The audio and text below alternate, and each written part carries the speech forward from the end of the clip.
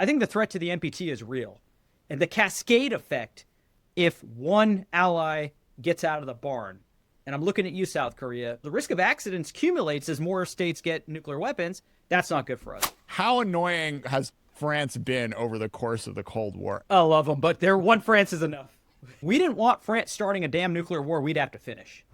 Nuclearization. What is Trump doing to America's extended deterrence, and how might the world react? I got Polymarket to make it a market of will a U.S. ally get a nuke in 2025? It's currently trading at 8%. Are we buyers or sellers?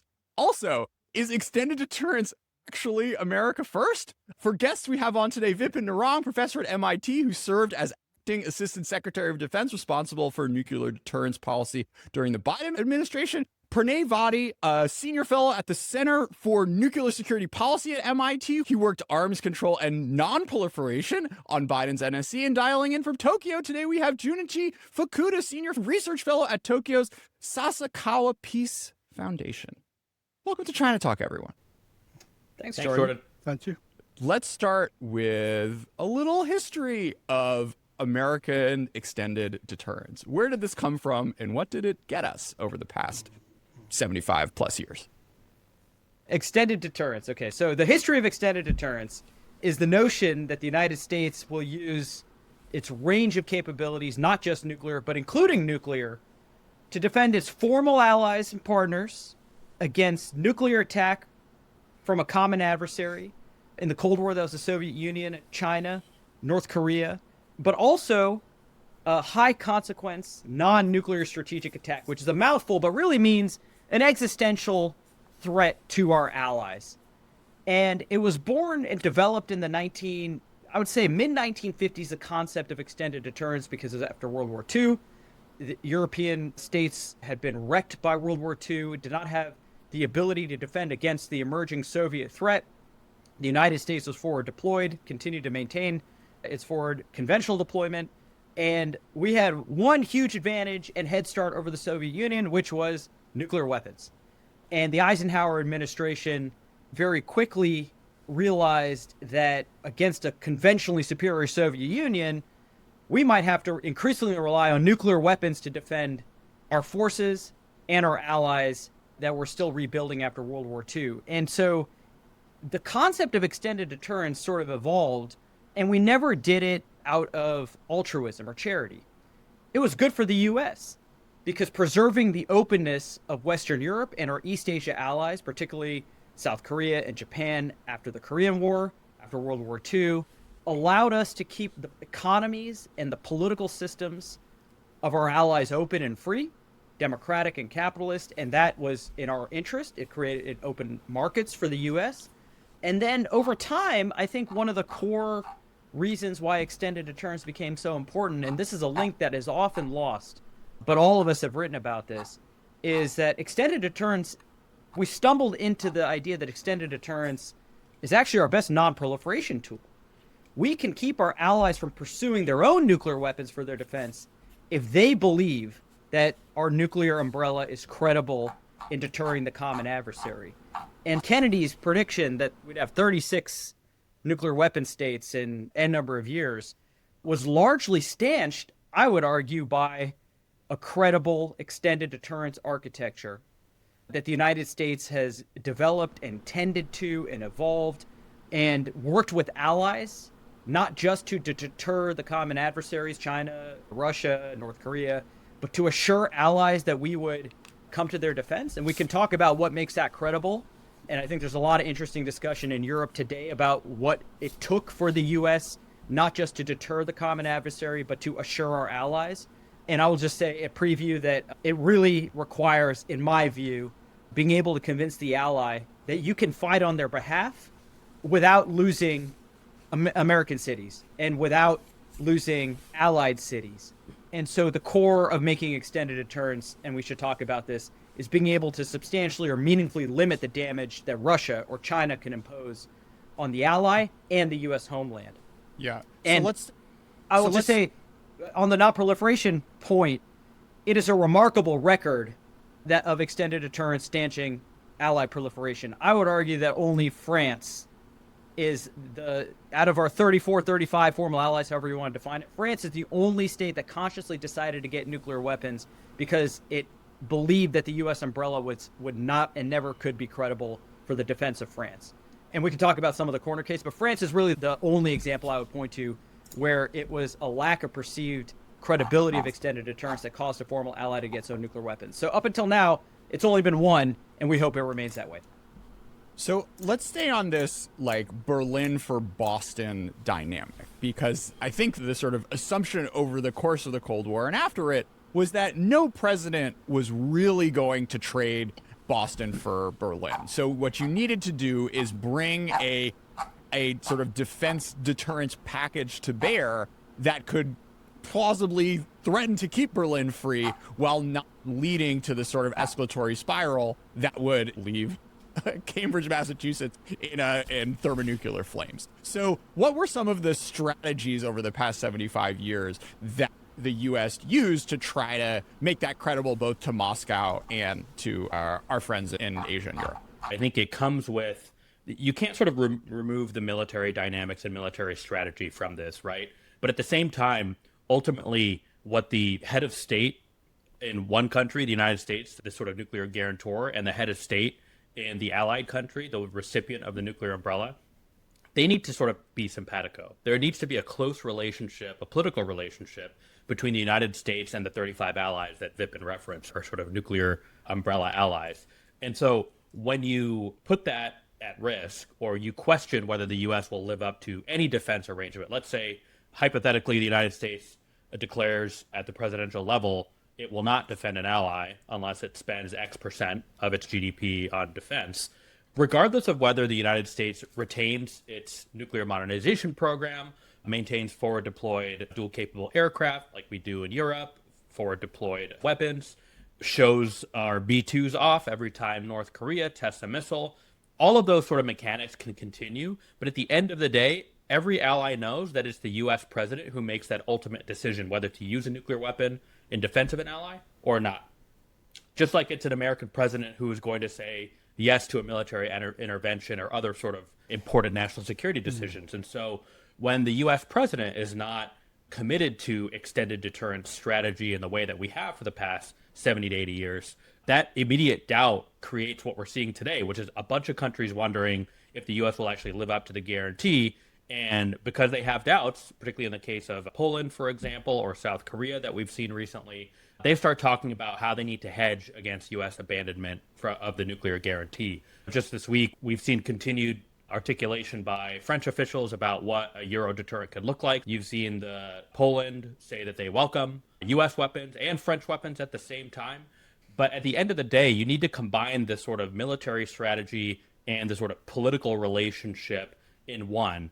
One way in which we did that, Vipin and I, in our last job, we worked very closely with South Korean counterparts to establish a national presidential level Washington declaration when President Yoon visited for a summit in Washington, D.C. in April of 2023. And that required, again, this combination of what was happening below the surface, a lot of interactions that Vipin was leading at the Defense Department with his Ministry of Defense counterparts in South Korea, as well as a lot of interaction at the White House with our counterparts in the presidential office in Seoul to ensure that there was public language that South Korea and the United States could agree to that sort of showed a reshored commitment, an enhanced commitment to extended deterrence, with commitments by both countries, right? South Korea needs to recommit to the NPT. We need to recommit to South Korea's defense. We're willing to do so in a more transparent way that gives South Korea a little bit more insight into how the U.S. thinks about nuclear planning, gives them a little bit more say in how nuclear operations could be conducted. But ultimately, we had to do both the military and political to try to reassurance right in that particular bilateral situation. So let's stay on history a little more. We've got the credible military, I can actually bomb the places component. And we've got the credible political, I actually care about your country enough to do something about it if it gets attacked. Yeah, so we called it hardware and software, right? So the hardware piece of it, in some ways, is actually a lot easier because do you have flexible capabilities, to your point, Pranay's point, to be able to limit damage to the ally and the homeland. And that's a dynamic, the theory of the case is relatively simple, but implementing it is not. And that's sort of something DoD spends a lot of time thinking about. But Pranay's point, I think, is really, really important, which is we underemphasize the importance of the software piece, both historically and today. And the only change, really, from the Biden administration to the Trump administration is the software piece, right? And that alone, as you're seeing, and why we're having this podcast, I assume, is because like that software glitch, right? It's almost like a blue screen of death for some of these allies. Will we be there? They don't question the capability. They question, when the time comes, will we actually attempt to limit damage on the ally in the U.S. homeland and fight on their behalf? Let's just do a tiny bit more history. Like, what have been the sketchiest software moments, I don't know, since 1950? Obviously, I think the Eisenhower administration, right out of the gate, there was a concern that, we would, the theory of the case was we're going to reduce our conventional footprint. But the conventional footprint in Western Europe was so reassuring to allies because it was in shelling terms, we had skin in the game. If we had no skin in the game, the fear was we wouldn't actually, pull the trigger if the Red Army came crashing through. And then the debate was, if we're relying on, nuclear weapons to go first and go early, as the Eisenhower administration transitioned to the Kennedy administration, it was, did we have flexible enough options so that, we had a theory of escalation management? And, there have been, various ups and downs. But I think what we're seeing today is, and I don't want to over-index on the contemporary, and I defer to my colleagues here, but, what we're seeing is new, which is, do we even care about our allies, right? Like Article 5 is, sort of a hallowed pillar of NATO and essentially our commitments to South Korea, Japan, Australia. And I think for the first time, we've had an administration that basically says, we might not honor Article 5. And you might be on your own if you don't pay enough. I think one of the bigger implications of the Signal chat leak was it's not just what they say in public, but in private. The vice president basically said, I hate Europe. And if I were Europe, I might question the willingness of the United States, not the ability, but the willingness of the United States to step in when the time comes. Thinking about the crisis of extended deterrence and the credibility of the extended deterrence, I think we have to think about the case during the 1970s, early 1970s, or later, late 1960s. At that time, the so-called Guam Doctrine or Nixon Doctrine was issued by the American side, the conventional forces withdrawing from the Indo-Pacific area. In line with the withdrawal from the Vietnam War, that creates a crisis actually, and there was no clear nuclear extended debate at that time. It was a time when most of the country is thinking about whether to sign the NPT treaty or not. It's 1970s, and at that time, Japan, U.S. alliance didn't say clearly about the nuclear umbrella. Actually, the nuclear umbrella, the word nuclear umbrella was first used in 1975, but still, Japan decided to sign the NPT treaty. That is the time of detente. So we had to decide because the tension between the U.S. and the Soviet Union was reduced at that time. So we could decide to join the NPT. But actually speaking, there was no extended nuclear debate at that time, at least officially. That is a case we have to think. It's a kind of analogy to think about the current situation. The United States withdrawing from forces, and the credibility of extended deterrence seems to be in crisis. So we have to learn much from the episode during the 1970s, early 1970s, I think. So I guess maybe the distinction between then and today was it was détente, right? Like you didn't really see like a nuclear war on the direct horizon. Like China was busy having its cultural revolution, the Soviet Union was being friends. Like it wasn't the most scary time in thermonuclear history, right? Exactly. So does that really change the dynamic versus today? So because that was the detente era, so tension was reduced, so that we didn't really have to think about the implication of the extended deterrence crisis. We simply accepted it. But in the current situation, U.S.-China relationship is very worse, and the U.S.-Russia relationship is not good, so the tension increasing. But United States seems to, withdrawing, to reduce intention to engage in the outer world. That would create a crisis, I guess. One other element of history, Jordan, that might be worth mentioning.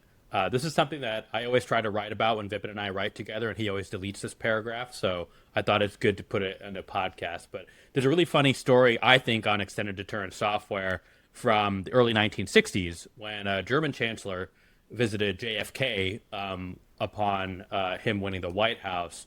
And Konrad Adenauer sort of represented the CDU kind of, center right in West Germany at the time.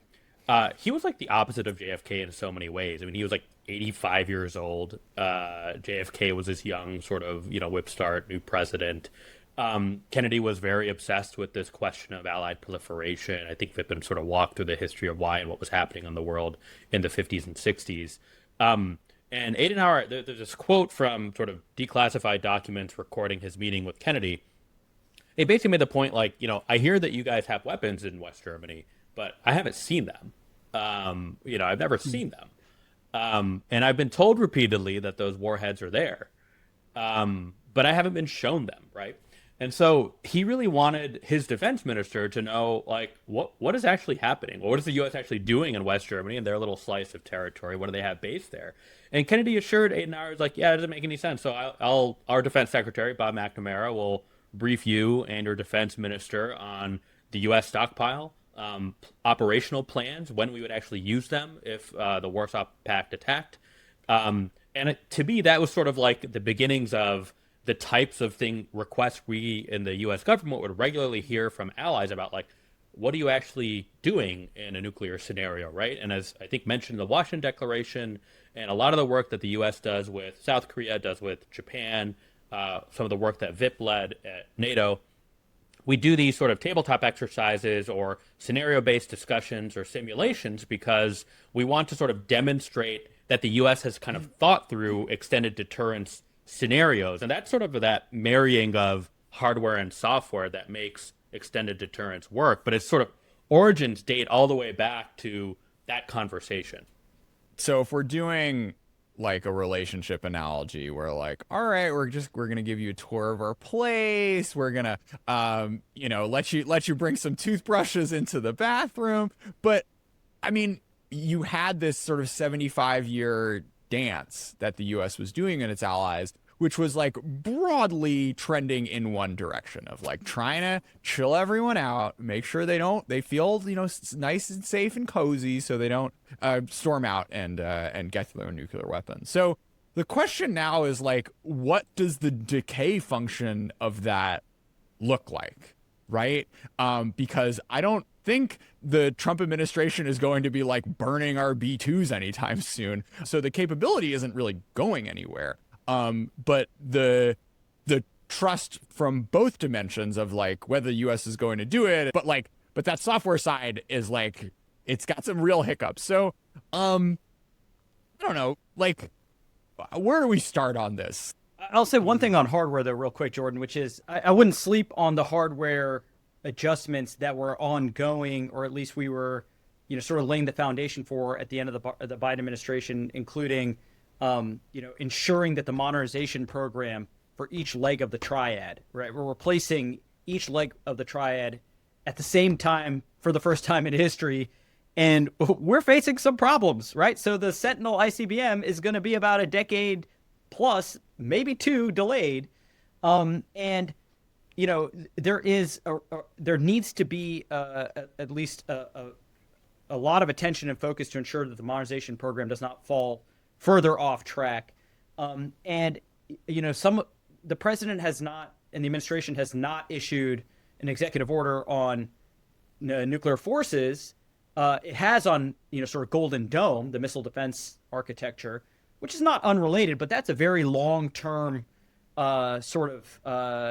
architecture. The here and now is, where are we on this modernization program? And how are we dealing with the emergence of a China that we didn't anticipate or account for when we sized the modernization program 15 years ago? Sure. And this is where, Pranay myself, John Feiner, Jake, all said, look, we don't need the combined forces of our adversaries, right? But we might need more than what we thought we had when we started thinking about New START numbers in 2010, when Russia was a partner, when China and North Korea had not embarked on their expansions. And so the hardware piece of this, I think if I were, sort of an ally, I'd be like, well, if there's mixed signaling. The president has said he doesn't want to spend any more money on nuclear weapons. So that might be one concern. But the bigger piece, I think, as Pranay and Fukuda-san have mentioned, is, look, the software piece right now is not, this isn't a decay function. This is a discontinuity, right?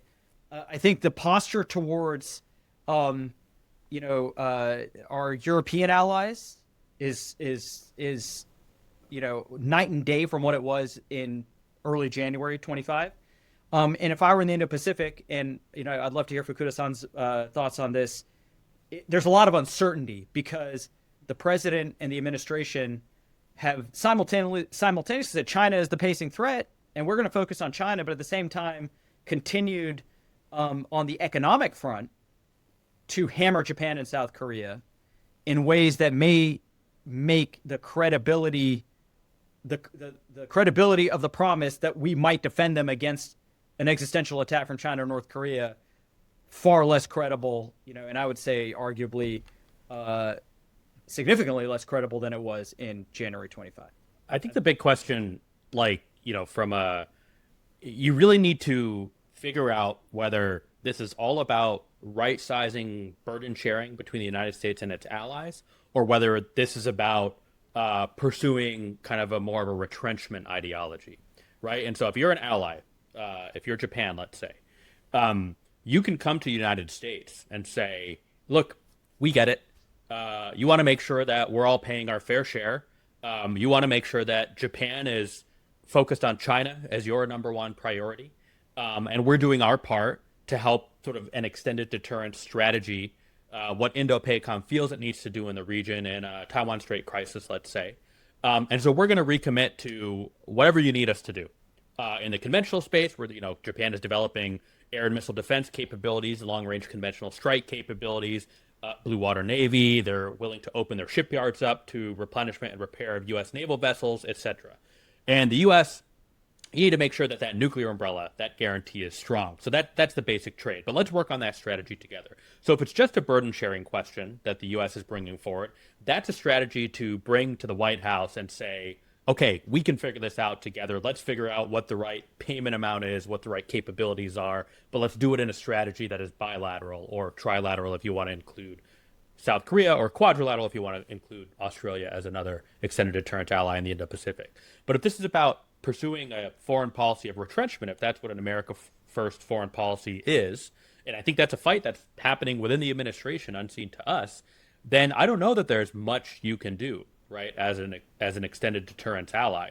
You can only be so convincing, because at the end of the day, what you need is a United States that is willing to be engaged with the ally, a United States that's willing to be transparent with the ally, and a United States that's willing to, again, fulfill that sort of software element of extended deterrence. But frankly, being credible on the software side seems antithetical to a strategy of retrenchment. And so you really need, as an ally, to figure out whether this is just about getting burden sharing right in this sort of new political climate, or the United States is sort of packing up and looking to sort of reduce its commitments abroad, because it's a lot harder in the second scenario. And that's what's giving rise to a lot of allies wanting to hedge. Yeah. So, Junichi, I mean, it's hard because the answer is both, right? I mean, Pranay said it. It's like there's some people who think A and there's some people who think B. And like we have a president who changes his mind every 30 seconds. So like, what do you do? Well, yeah. Well, thinking about the hardware issue, I think the modernization of the U.S. strategic nuclear forces, I don't know, I do not worry much about it. Because anyway, United States will modernize its strategic nuclear weapons, and there is the option of so-called uploading the nuclear warhead on the existing platform. So I do not worry much about the strategic nuclear forces, but I'm a little bit worrying about the future trajectory of developing theater-level nuclear forces, such as through sea-launched cruise missiles from submarines. These kind of theater-level nuclear weapons would be necessary to defend Japan in the future, but considering the current administration's stance of cutting defense budget, I'm wondering about whether such kind of a new nuclear capability, shelter-level nuclear capability, would ultimately realize. This is a hardware issue, and on the software issue, I mean the political relationship between United States and Japan. There's a much possibility to think. First of all, there's a conflict in the trade area. United States increased the tariff on Japan, and we are currently negotiating about it. So, yeah, there's a possibility that the Japanese people would think that it would be difficult to rely on the United States in the security terms while we are fighting economically with the United States. That could be one possible, scenario. But at the same time, still the Trump administration is trying to, cope with the challenge of China. It seems most of the security experts in the Trump administration seems to be so-called prioritizers. They would withdraw from the European theater, but they would concentrate on the strengthening the capability in the Indo-Pacific theater to cope with the China threat. So that would make us more relieved. That would create some kind of assurance to us. So the issue is difficult to analyze right now. Actually, overall, I would say we are still confident to continue the alliance relationship right now. In the future, it's a little bit unpredictable. Yes. Yeah, it's interesting, Junichi, because like you have seen this incredible earthquake in European politics by like a handful of speeches, right? And it seems to me that it's only really people like you who are paying attention, not necessarily like the entire like Japanese political establishment or the entire South Korean political establishment. Am I wrong? Like, do you think it would really take something as explicit as like a JD Vance or a Pete Hegseth speech saying like, we don't care about you guys, to lead to the sort of light bulbs turning on that seem to have happened in Poland and Germany? Yeah, that's a nightmare, and we do not like that kind of scenario. But in the future, we don't know actually. There seems to be some kind of conflict in the administration. The one side is speaking to cope with China, to fight against China. It's necessary. It's necessary to maintain the U.S. hegemony in the Indo-Pacific area. But at the other side of the faction or people in the administration, they seems to be total isolationist. Withering, U.S. forces from every theater of the world, and they think that they have to concentrate much resources on U.S. domestic politics. So, I'm not sure about the future of current administration. Maybe there would be a fight within the administration in the future. Yeah, I mean, I guess like the fact that there even is a fight, right, is a new thing from a post 1945 perspective, right? So like maybe now's a good time to talk about the politics of like arming, both in South Korea and Japan. Like if we do end up, I mean, even if we stay today in this like kind of like awkward like subterranean debate, either on that trajectory or on the scarier trajectory of, some JD Vance text coming out saying I couldn't give two shits about Japan. Like, what are the potential things that could do to Japan and South Korea's nuclear postures? Well, actually, Japan's nuclearization is kind of the issue that thinking the unthinkable. Not so much people are openly talking about it. But, since I am studying about nuclear deterrence issues, I have much opportunity to talk about the issue and hear the issue, actually. I went last month, I went to the Lawrence Livermore to take part in the conference, working conference there. And every American experts talking about the possibility of, Japan would nuclearize in some future. So, the one condition, I think, if Japan is truly thinking about nuclearize itself, it's, when we are not confident on the credibility of U.S. extended deterrence. When this happens, I think Japan would, decide to nuclearize, but not right now. Secondly, scenario would be if South Korea would nuclearize itself, Japan might be interested in doing so, afterward. But exactly what kind of, phenomena would lead such kind of scenario? I'm still thinking about it. I don't know much about it. Yes. I would say from a U.S. perspective, it's hard to imagine a scenario in which the United States is better off if any ally proliferates at this point. I don't know. We've seen some comments by the vice president, for example. He said that, does it make sense for the U.S. to station nuclear weapons in Poland? That was one indication that at least proliferation of U.S. weapons to other allies was not necessarily on the table, though that struck me as not the product of an interagency process, but more his reaction to a reporter's question. It's going to be hard, though, right? If you're a Trump administration and you want to preserve status quo as it relates to the number of countries that possess nuclear weapons, you want to uphold the Nuclear Non-Proliferation Treaty, and you also want to renegotiate burden sharing agreements or retrench, one of the sort of two paths that they might be on, or the two factions that might be fighting right now. All these things are kind of coming into conflict. And if you're an ally, you can't. So Japan is a very advanced nuclear country. They have a lot of nuclear technology, reprocessing capability. They've committed to not possess, not produce, not introduce nuclear weapons into their territory as part of the peace constitution. But they're an important partner for the United States on nuclear energy, on extended nuclear deterrence, and nuclear disarmament. So this sort of like Japan uniquely features all of the contradictions of nuclear policy in one bilateral relationship. But if you're a Japan or a South Korea or a Poland, you, regardless of how high tech your nuclear sector is, you cannot snap your fingers and have a nuclear weapon or its delivery capability, right? These types of facilities you need to produce a nuclear weapon, the types of legal and regulatory unwinding you need to do to be able to go that route. You need to withdraw from the NPT. You need to sort of see if U.S. export controls and sanctions are going to slam you the moment you decide to pursue a nuclear weapon. That's all time for an adversary to react as well. And that's not just economic, right? If you're North Korea and you see South Korea decide to pursue a weapon, and you see a U.S. extended deterrence guarantee that's a little bit shaky, given the comments that have been made so far, why wouldn't you go kill that facility? Why wouldn't you start that conflict? And so the risk of a conflict starting, if an ally who the U.S. does not necessarily guarantee as strongly the security of anymore, it's pretty high. And so that is one consideration that really needs to be thought of carefully by countries when they're trying to weigh, hey, do we need to do this or not?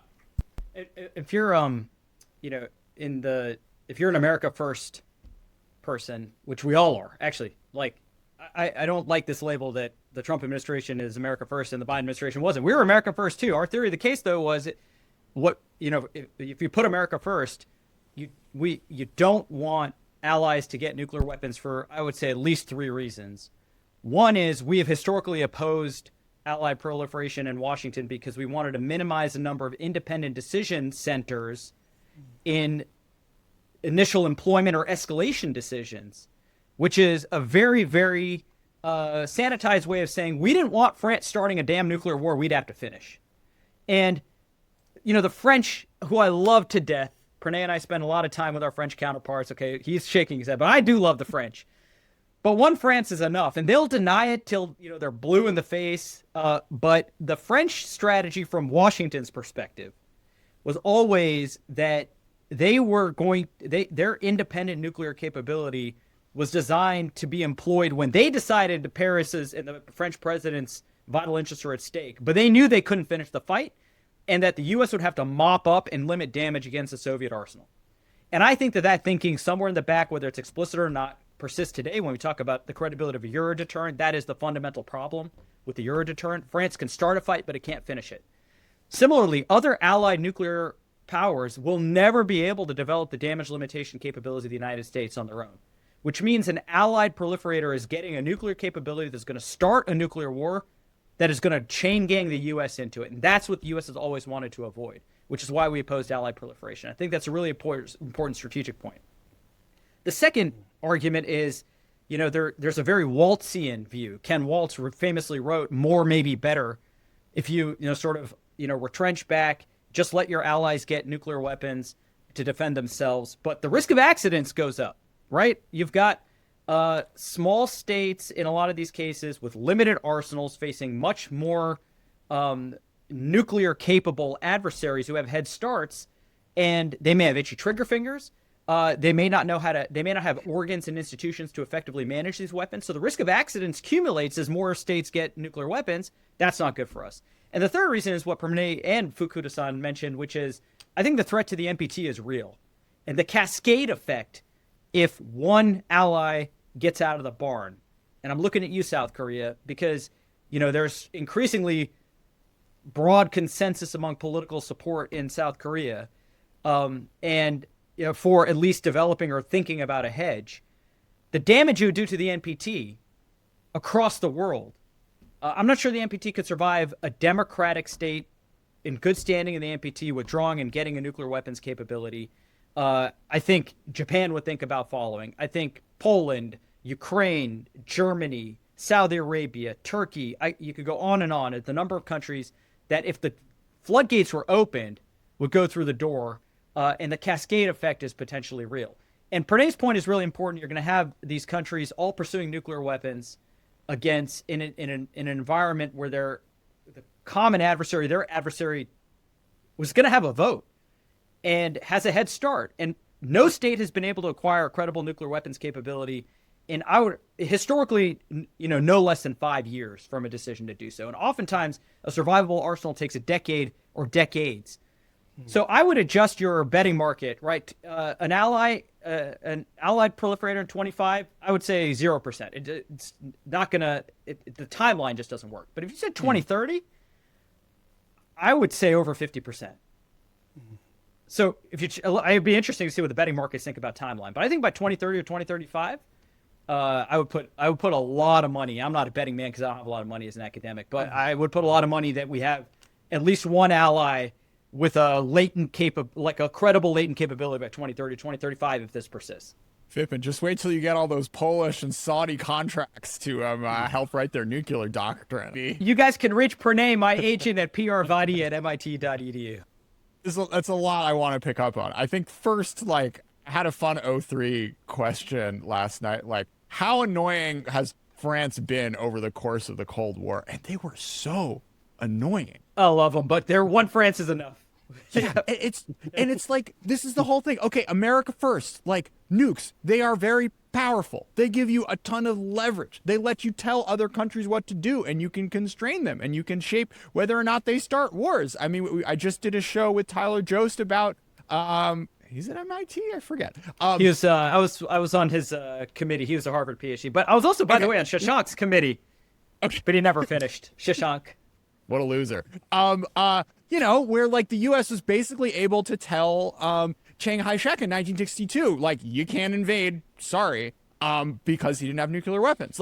The ability for us to keep the world cool, and as you said, Vipin, stop things from starting that we would have to finish, does not actually keep America more safe. It makes the world a lot more dangerous. And that whole 5-year window of thinking Putin is going to sit on his hands while Poland develops nuclear weapons. I mean, we've just seen this playbook with Israel and Syria and Iran. It's you're going to do something about it. And then okay, so now we're in a world in which Poland, some Polish site just got bombed by some Russian bomber. Where does the world go there? Nowhere happy.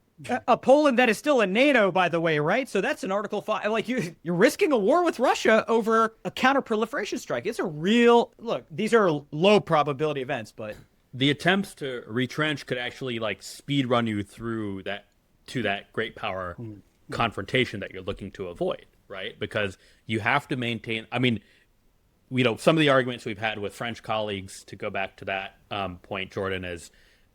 You don't need to do extended deterrence strategy exactly the way the United States has done it. We've pursued a pretty expensive, reliant on nuclear, we've pursued a strategy that requires a fantastically large defense budget.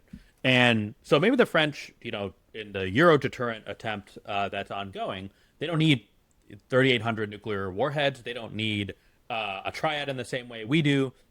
Maybe they can do more with conventional forces and missile defenses, but at the end of the day, you need to actually have an approach that accomplishes the same objectives, which is reassuring your sort of eastern flank allies who are on the front lines with Russia that you could actually engage in a conflict and either meaningfully deter or defeat the aggression that Russia's embarked upon against that ally. And that's really hard to do. And the United States has spent 7+ decades continually working at it. We're never done, right, working on extended deterrence. And as Fukuda-san knows really well, the meetings that happen between the United States and Japan throughout the year on extended deterrence are very extensive and regularly scheduled and ongoing, and it requires staffing on both sides and expertise on both sides. That is not something that another country can just kind of plug into and replace if the United States were to withdraw those commitments from an ally.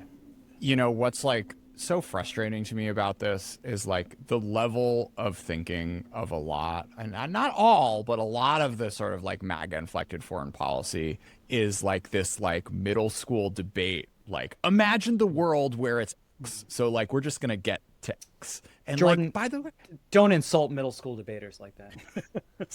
but I mean, it's really like there are, in order to get to, like, there's a reason the world is the way, like, I thought that we're conservatives, right? So like we have to like Chesterton's fence, right? Like, and like, by the way, getting to our new world, like there's a transition period and it can be really dangerous and terrible. And like, you know, like the cut off the nose to spite your face stuff of like, all right, like, okay, we're spending like an extra, I don't know, $500 billion a year to stop 20 countries in the world from getting nuclear weapons? Like, it's a great deal.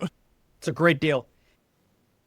A world historic deal. I mean, like, you would have taken this 100 times out of 100 if you were sitting there in 1945 in like Alamogordo or whatever. No, it's just kidding. This has been a bipartisan consensus, Republican, Democrat.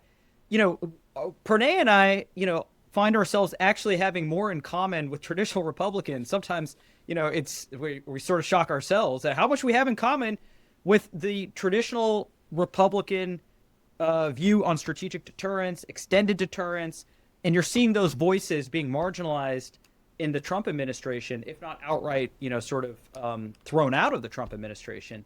And this is a different flavor that we have not seen in the post World War II era. We've seen there was bipartisan consensus that we were committed to extended deterrence, and the debate was how best to do it.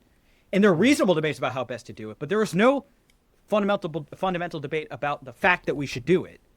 And that's why this moment, I think, is a little different. I don't know where the Trump administration, to be fair, I don't know where the Trump administration is going to end up, because I think, as Fukuda-san and Pranay both mentioned, there are various voices, and but at the heart of extended deterrence credibility is predictability and consistency. And the very fact that this debate is happening, I think, creates problems for the credibility of extended deterrence. Junichi, how are you feeling about all this? Oh, yeah. Well, actually speaking, you know, at the level of administration, I do not about the future because, you know, President Trump is so unpredictable. But at the level of Congress, there will be a very concrete bipartisan agreement about we have to, you know, United States has to continue the extended deterrence towards the allies. Because 2 years ago, there was a congressional report coming from the, you know, bipartisan commission, which is a strategic posture report. I read it, and the report's recommendation emphasized to continue, or even increase the, you know, the credibility of the extended deterrence. So at the, you know, level of bipartisan, you know, at the level of Congress, there will be a bipartisan, you know, agreement in the future too. So, you know, let's see, you know, administration just 4 years, but the Congress continues. I appreciate your optimism. I'm curious, Junichi, like, you know, when you got into this field, like, I don't know, it's, yeah, like, what was the bound, like, you know, when you first started studying sort of nuclear extended deterrence and nuclear policy, like, what were the craziest things people were talking about, and how much more crazy is the conversation we had over the past 45 minutes than anything else you've seen before? Well, I started studying international relations during end of the 1990s. So at that time, the most severe thing people are talking about, probably, you know, it's a, you know, kind of a big terrorism, you know, 9/11. or before that, probably the large regional civil war, maybe. Okay. But definitely not a nuclear war between the great powers. It's obvious. But currently we are talking about the nuclear war, right? So the situation changes greatly. So we have to think about unthinkables. Yeah. Pranay, I cut you off earlier. No, just one of the points you raised earlier. I think one thing that we're seeing now and need to see more of is the nuclear policy, like as a sort of subject area, was really just kind of freaks and weirdos, right? I mean, for the past 30 years, like it was very isolated, and people who are who are nuclear experts are really like nuclear experts, right? And we're reminding ourselves now with this debate about extended deterrence about how connected U.S. nuclear strategy is to other elements of U.S. grand strategy and foreign policy goals. So nuclear strategy at its sort of inception after Trinity, the sort of first atomic weapons test, as nuclear strategy was developed, it became part of American grand strategy to sort of confront and contain communism, to rebuild a lot of countries that were decimated, including close allies and including former adversaries in Germany and Japan, which created this remarkable market for American goods and ingenuity as part of the Marshall Plan and other foreign aid efforts. And if you disconnect kind of extended nuclear deterrence from foreign policy, from our economic strategy in the world, then you can kind of have this conversation about like, oh, like, well, should we extend nuclear deterrence anymore? Should we continue to forward-based troops, etc.? But the reality is it's all been connected for 70 plus years. And, Vipin and I wrote this piece that was talking about how we put so much effort in the 50s and 60s to rebuilding the world as much as we could, to ensure that sort of the United Nations, economic integration, the sort of globalism that the world is fighting against now with the nationalist trends in every democracy, would help keep countries from fighting another world war. Now you're trying to take away essentially the economic pillar of that with the economic strategy that the administration has embarked upon, and at the same time questioning some of these sort of sacred cows of extended nuclear deterrence. And our assumption, I think, when Vipin and I wrote about this in January was, well, the economic benefits to the United States are what's going to lead everyone back to kind of a coherent extended nuclear deterrence strategy once again. The reality is when you take away that kind of economic interdependence and the sort of political relationships that come with it, it really does draw into question, okay, like how serious will the United States be on extended nuclear deterrence if over the coming years and decades we're less reliant on international trade because there's this effort to sort of retrench and reshore everything, whether it's industry, whether it's military, what have you. And so that's something to pay attention to is, again, these things are all connected to one another. And retrenchment, if it happens, can happen across the board in a way that grossly negatively impacts U.S. national security. So we've made it pretty far into this show without even mentioning Xi's effort to update its nuclear arsenal. I mean, it seems to me almost that, like, in the Trump calculus, this is like not a variable that is relevant.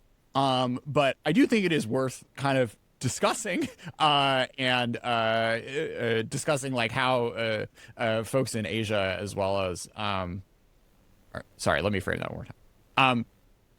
All right, so we've made it a pretty long time without even talking about China's nuclear modernization. Junichi, why don't you give us a brief primer on what has been happening over the past decade in the PRC, and even though it seems like the Trump debates aren't necessarily coming from that as like an important data point, like what that modernization has meant for countries in the region as they're processing their strategic environment. Well, for many decades, a number of China's nuclear assets is quite limited, like 200, maybe 200 nuclear weapons. And at that time, people are talking about China's nuclear strategy is so-called minimum deterrence. But actually, so minimum deterrence is a Western concept, and China's thinking might not be the same one. And gradually, China changes attitude to other nuclear weapons. And recently, China, rapidly increased the number of nuclear weapons, almost 100 nuclear warheads. They are acquiring additional 100 nuclear warhead every year. And in the long run, the number of China's strategic nuclear arsenal may be, going to the 1,000 or 1,500 or, maybe, making some kind of parity with the United States and Russia. So for the, purpose of the increase of the strategic nuclear arsenal, I do not know. But probably there are many reasons why China is doing so. The one is apparently to gaining, national prestige, to reach the same social status or international prestige status with Russia and the United States is one purpose, maybe. So they are trying to making a parity with them. And the other reason, I guess, is to create some kind of strategic stability paradox in the case of Taiwan Strait contingency, maybe. If China increase the number of the strategic nuclear arsenal, they might lead the United States to intervene in the China's, aggression toward Taiwan. That would be a purpose for them, I guess. But ultimately, we do not know their aim in the end. But they are saying about by 2049, they are going to build a world-class military, which might mean the same scale as the United States. So the nuclear forces will be developed as the same, like a current U.S. strategic nuclear arsenal. Right? So, yeah, eventually they are going to make a parity, I guess. From Japan's perspective, does 200 versus 1,500 matter? Currently, it does not matter so much, but they are increasing. 10 years afterward, what would happen? That is our concern. Our concern is not the short term. Our nuclear concern is much middle or longer term. Like, the problem during the 2030 to 2035 or something like that. Yes. Why? What is more nukes with better delivery capabilities? What does that matter strategically? Or how does that matter strategically? Because if China have 1,000 or 1,500 nuclear weapons, they might be able to data United States to intervene in the Taiwan Strait contingency. Decoupling. So that is decoupling, stability paradox. That would be a grave concern for us. In the short term, we are concerning much about the conventional capabilities. China's increase of conventional capabilities, changing the local military balances, that would create China's invasion toward Taiwan by 2027. This is our short-term concern. But in terms of the nuclear issue, I think the concern would be like, during 2030 to 2035 or beyond, or some, middle or longer term issue. China's expansion is real. It is faster than we anticipated. It is designed to break the United States force sizing principle. We don't know why it's doing it, but we have to prepare for the possibility that it is developing a nuclear posture and strategy to give it cover for regional aggression and coercion against U.S. interests and U.S. allies. And we took it very seriously in the Biden administration. For the first time, we had these arcane documents. The nuclear posture review everyone can read. It's sort of unclassified. But what follows from the parent document, the nuclear posture review, is something known as Presidential Nuclear Weapons Employment Guidance, which Pranay and I worked on together. There's an unclassified report to Congress known as the 491 report. And I would read it very closely. It for the first time, when the previous employment guidance was the Trump administration, I believe it was 2019 employment guidance, China was just emerging. And so there was a recognition that China was going to, challenge the U.S. force posture. But it hadn't become as clear as to how and what China was going to do. And so this is an evolutionary document. There's a lot of continuity between presidents, including the Trump administration and then the Biden administration employment guidance. But it takes, for the first time seriously, the prospect of a multiple peer, sort of strategic challenge, whereas China could be treated as a quote unquote lesser included case previously, it no longer can be. But what's really important, I think this is a point that's often lost, is it's not just the numbers, right? China will hit 1,000 by 2030. We estimate 1,500, which is quantitative parity at New START levels by 2035. It's the composition of how they're developing their force. If China had been, sort of consistent with this long-standing assured retaliation strategy and just put everything into a sea-based force like the UK does, we wouldn't have to adjust our force posture, our nuclear force posture at all. It is the development of hundreds of hardened silos out in the hinterland, spaced perfectly, that are nothing other than a warhead sponge for the United States. Given U.S. strategy to limit damage to the U.S. homeland and to allies, China knows that we have to target and hold at risk those forces. And given that we only have 400 ICBMs with single warheads under New START, and we only have a certain number of SLBMs at sea at any given time because of New START, hundreds of ICBMs in the hinterland essentially eat through our entire strategic, or at least a large number of our strategic forces, and could make us vulnerable against Russia. And we're seeing collusion and coordination between Russia and China. If we're in a fight with Russia, and we have had to expend some nuclear forces to maintain strategic deterrence with Russia because they've used it in Ukraine, China may sense an opportunity because we no longer have the forces required to maintain strategic deterrence against China. And so their force structure is very carefully and, in my view, smartly designed to break ours and our sizing principle.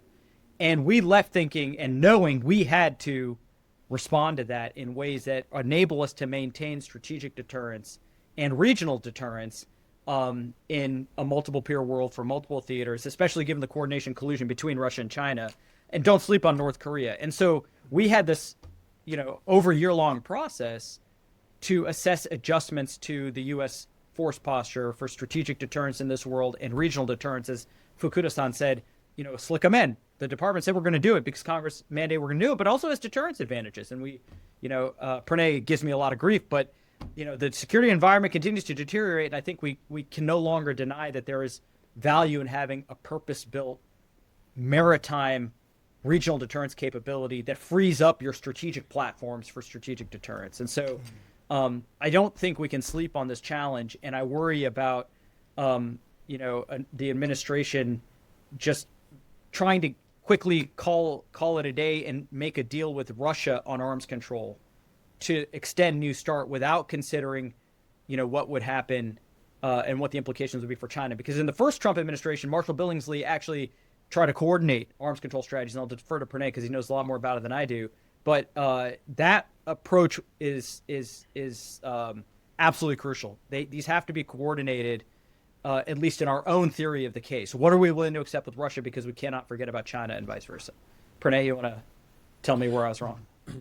No. I would never. Well, I think I'll just highlight one other point here, which is, for everything that Vipin and Fukuda-san have raised regarding how China is changing its posture, what it's doing, right? The warhead buildup, choosing to place on silo ICBMs, which are pretty vulnerable to a nuclear strike and thereby need to get out of the ground quickly if there is actually a nuclear war. That's sort of survivability for the Chinese nuclear force in a different way that the U.S. would have to contend with.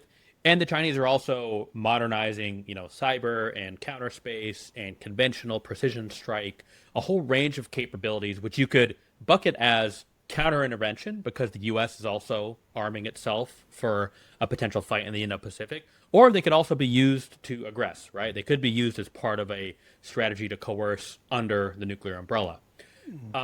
The fact of the matter is, a lot of this is going to be dependent on one person's decision-making, and whether or not he decides China's sort of historic nuclear doctrine since the time of Mao, which is to be restrained, minimum deterrence, no first use policy, all of those things that we've understood to be China's nuclear strategy. If any of those things are changing, we probably wouldn't be the first to know, because we have been unable to sustain a diplomatic dialogue with China on the sort of strategic stability and nuclear policy set of issues for the past decade or two. The Biden administration had one consultation with PRC colleagues on this particular topic. But as is the case with many other national security related issues in the U.S.-China relationship, if China sort of does this and sees if the political winds are favorable for U.S.-China discussions on a whole range of topics, then maybe they'll talk about nuclear issues as well. If they are unfavorable, which they have been for the past several years, whether it's because of balloons or Nancy Pelosi's visit to Taiwan or the Trump administration's inauguration, if they are negative trending, then they're not going to talk to us about these issues. So, how are U.S. policymakers supposed to understand the nuance of China's policy as it relates to its modernizing posture if they can't get in the same room? And set aside any attempt at an arms control agreement or efforts to limit through diplomatic means China's buildup. It's not going to happen unless the two sides are able to sit down and talk. And no one has been able to sort of encourage that conversation to take place. We had, again, one meeting in the Biden administration. We've tried to cajole, arm twist, coerce, incentivize all the different ways to have a second meeting, and we weren't able to get it done. It's not all negative, of course. On the way out, the President Biden and President Xi were able to establish a joint understanding related to the use of artificial intelligence in nuclear employment decisions, essentially agreeing that a human should stay in the loop for any nuclear employment or termination of employment decisions that are made by, at the presidential level. And the two countries also exchanged notifications in advance of intercontinental ballistic missile tests. And those are small things. They're sort of build some confidence, but at the end of the day, the big issue is China's the only country that's a nuclear weapon state under the non-proliferation treaty, which is quintupling its arsenal. And the United States and China have to talk about that. Or again, in the worst case scenario planning that takes place at, in the Pentagon, we have to assume that China is looking to build an arsenal that is qualitatively equivalent to the United States, that's looking to break U.S. nuclear strategy, as Vipin mentioned, and the U.S. will have to respond to that with its own buildup. And I don't think anyone wants to see that world.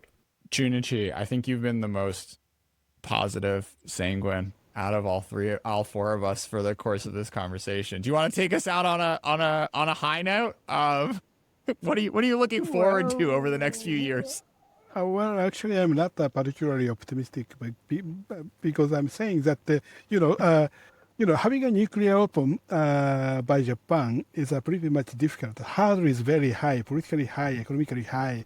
So we simply don't want to think about it. So that is why we are considering, always considering about how to strengthen this, credibility of extended deterrence, and we maintain the alliance relationship. But as you all say, obviously, the future is unpredictable, especially under the Trump administration. So we have to think about the unthinkables. But having a nuclear weapon is not the least desirable way for Japan. Actually, I mean, because the least desirable option for Japan is to bandwagon with China. We have to avoid such kind of option. So when we will face a truly existential situation, like we do not feel the confidence on the U.S. extended deterrence anymore, probably we will decide to have a nuclear weapon anyway, even though it will destroy the NPT, treaty. But that is not the, most desirable way, of course. Why are you so confident that that is the preferred path versus an accommodation with China? Because to bandwagon with China, we will have to compromise Japanese sovereignty. And thinking about Japan's long history with China, there is no occasion of such kind of decision has made. Japan has actually the 1,500 years history, at least. And during such history, there is only one time our country was occupied by foreign power. That is from 1945 to 1952 by the United States.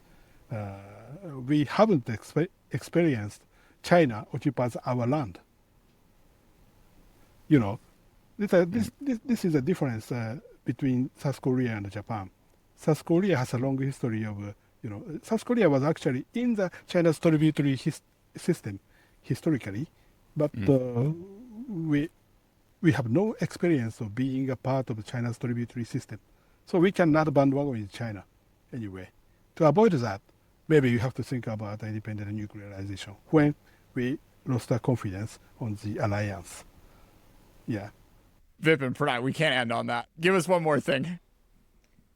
All right, Vipin, you want to go more pessimistic or more optimistic? No, I think I'll try and be a little more optimistic, which is, look, there's a lot of uncertainty right now, and it is, we went from one administration that was very, very careful with its words in order not to send mixed signals or give the impression that there are different factions within the administration. We tried to, I think for the most part, we spoke with one voice and we were very, very disciplined on these issues.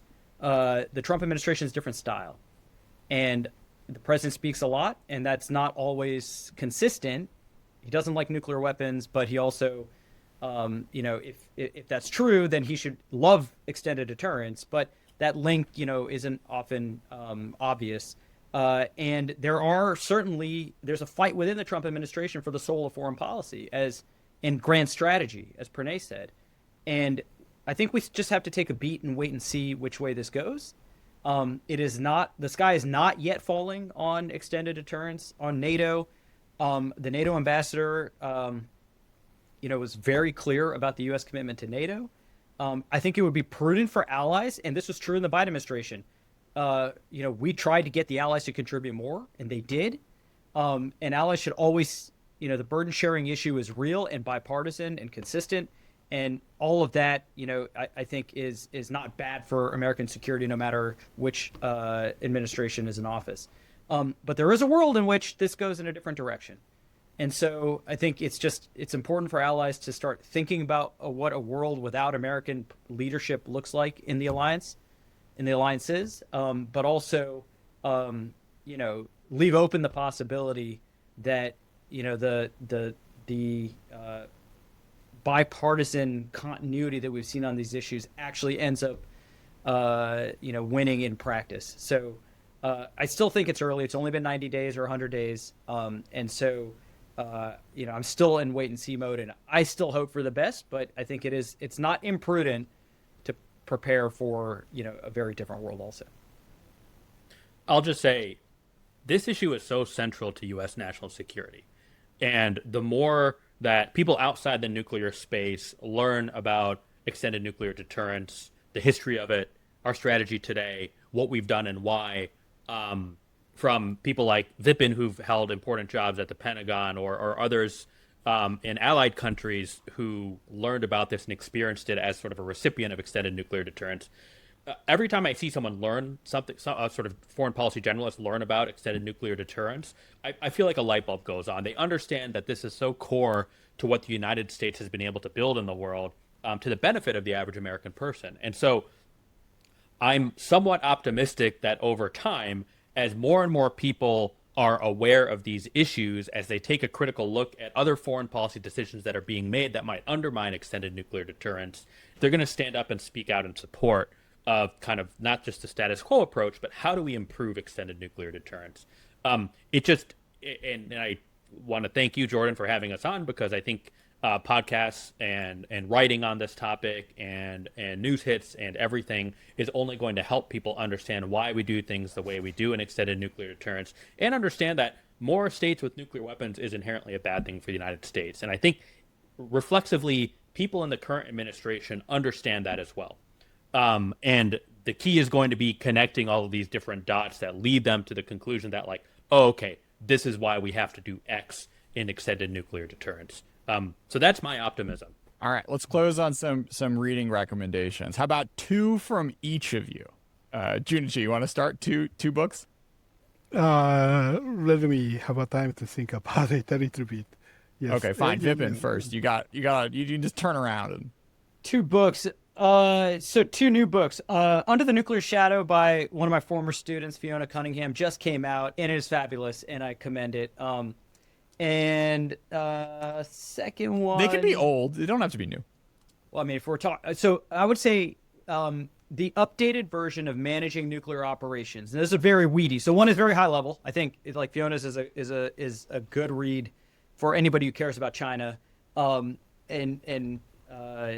But on the other end of the sort of weedy detail spectrum, Charlie Glazer, Austin Law, and Brian Rudzinski re-edited the classic Managing Nuclear Operations with updated chapters from like Frank Miller, Jim Miller, and others that I think give a great 101 on how U.S. nuclear strategy and policy is made.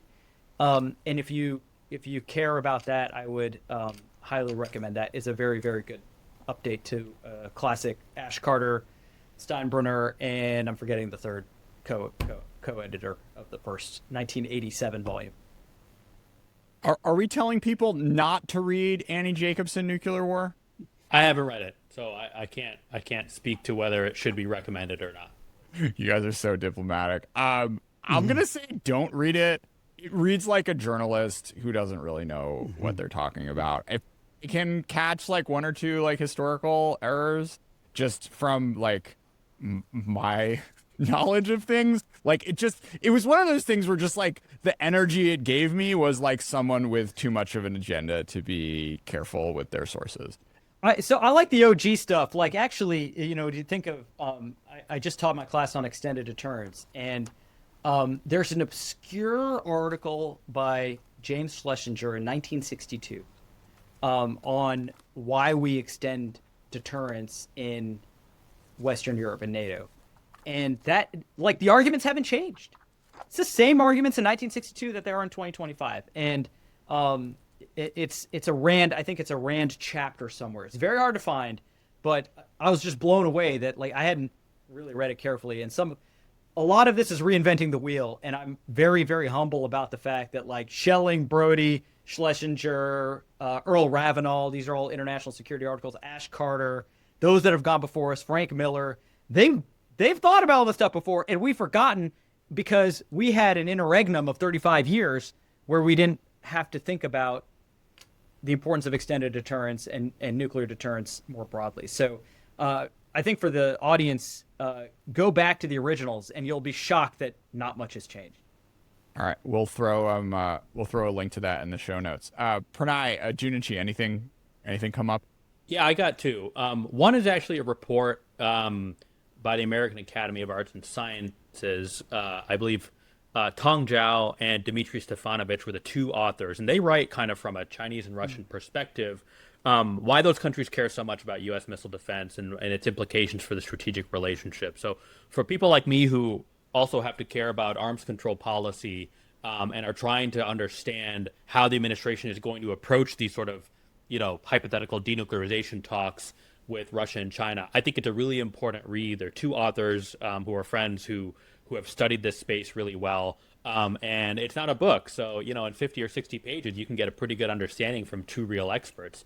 Another one that I've read recently and started kind of as the Ukraine conflict progressed, and I was still at the NSC and have just finished recently, is old book from the late 80s by Richard Betts on called Nuclear Blackmail and Nuclear Balance, which I thought was really interesting. It both reminds us, sort of nuclear policy experts, that nuclear weapons aren't magic, and the attempts to sort of use them in world crises, either to sort of get an adversary to back down or to sort of coerce for other military means in the context of the Vietnam War, for example, sort of had really mixed results at best. And so I think walking through that history is really important for the era that we're entering now, where we've seen a country like Russia issue repeated, almost daily nuclear threats in the context of a conventional war that it started. So those are my two recommendations for you, Jordan. Well, I have chosen two books, yes. The first one is rather classical, that's Graham Snyder's Deterrence and Defense Toward a Theory of National Security. This book is quite important because it says problem of stability and instability paradox, and it's directly applicable to the current situation in the Pacific. So if you think to study about the stability instability paradox, I recommend you to read about Graham Snyder's Deterrence and Defense. The other one is Dr. Brad Roberts' Case for U.S. Nuclear Weapons in the 21st Century in 2015, I think. This is a widely read book in Japan, actually. This is directly talking about what would be the option to strengthen the extended deterrence towards the allies in the Pacific. So lots of the Japanese experts who are interested in this subject read this book.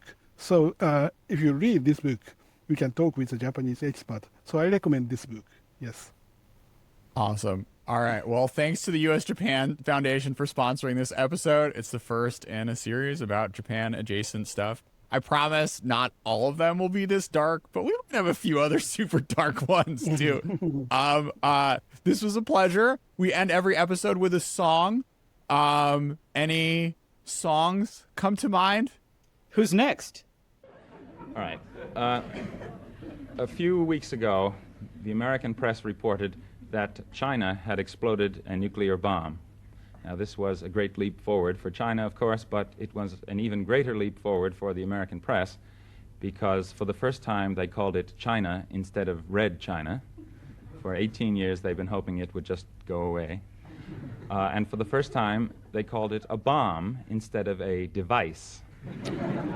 So, with China possessing the bomb, it makes us wonder, who's next?